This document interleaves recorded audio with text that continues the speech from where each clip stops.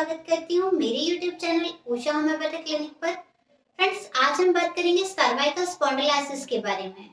Cervical स्पॉन्डिलोलिसिस यानी ये वो कंडीशन है जिसमें हमारी स्पाइनल कॉर्ड का जो सर्वाइकल वाला पार्ट है, यानी जो हमारी रीढ़ की हड्डी है, उसका गर्दन वाले पार्ट की जो डिस्क है वो अपनी पोजीशन से हट जाती है।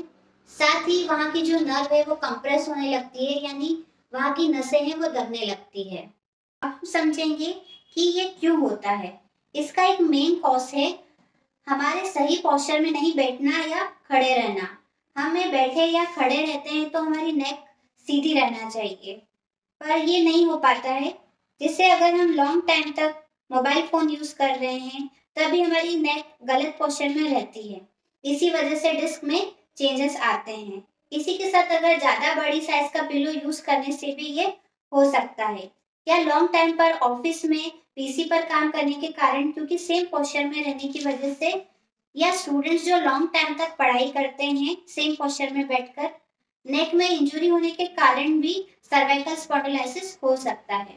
सर्वाइकल स्पॉन्डिलोलिसिस में पेशेंट को सीवियर नेक पेन होता है, यानी बहुत ज्यादा तेज गर्दन का दर्द रहता है। ये दर्द कभी कभी हाथों तक हो सकता है। साथ ही गर्दन में बहुत ज्यादा स्टिफनेस रहती है, यानी अकड़न बनी रहती है। उसके अलावा हाथों में सूनपन महसूस होता है। सीवियर हेडेक हो सकता है। पेशेंट को कभी कभी चक्कर भी आ सकते हैं। अब हम बात करते हैं सर्वाइकल स्पॉन्डिलोलिसिस के ट्रीटमेंट के बारे में।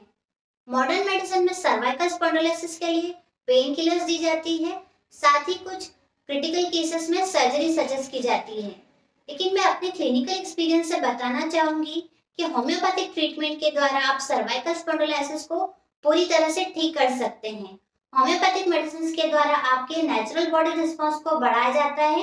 साथ ही आपकी डिस्क में जो टियर हो गया है उसे रिपेयर करके इस डिसीज को पूरी तरह से ठीक किया जाता है। सो फ्रेंड्स, अगर आप सर्वाइकल स्पॉन्डिलोलिसिस से सफर कर रहे हैं तो होम्योपैथिक ट्रीटमेंट लेकर उसे पूरी तरह से ठीक करें।